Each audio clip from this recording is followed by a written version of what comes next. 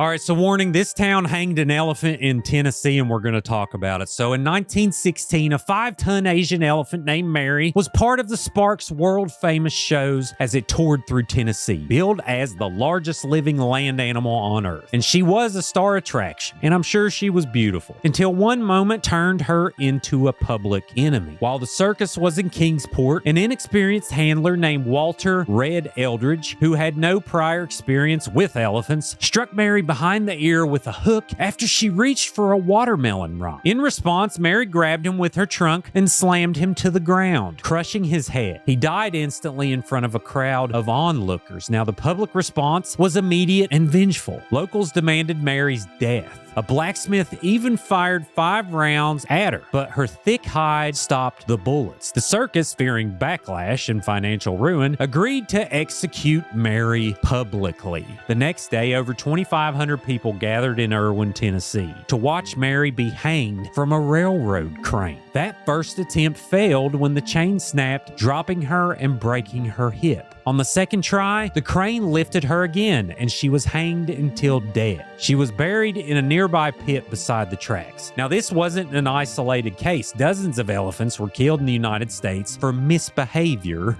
ridiculous, between 1850 and 1950. Many punished like criminals in front of cheering crowds. It was a twisted mix of mob justice and entertainment, revealing a deeper human desire for control and spectacle. A post-mortem report revealed that Mary had an infected tooth where she was struck, possibly explaining her sudden act of aggression. Or maybe because she was a freaking circus animal. But that fact came too late. Her death wasn't about justice. It was about making an example out of her. The town of Erwin carried the stigma for years as the place that hanged an elephant. Mary's story isn't just a bizarre piece of circus history. It's a brutal reminder of how easily cruelty is justified when fear and ignorance take over. Sound familiar? She wasn't evil. She was hurt, provoked, and killed for defending herself. Her execution stands as one of the most shameful spectacles in American history. Now, it's important to note that the town of Erwin, Tennessee now works to give back and make amends for this history. Beginning in 2016, the 100th anniversary of Mary's hanging, Erwin began what it had hoped would become an annual ritual, a week-long series of events to celebrate elephants. Now, that first year, the town paid nearly $9,000 for local artists to paint 8 fiberglass elephants. They were displayed all over town and then auctioned off.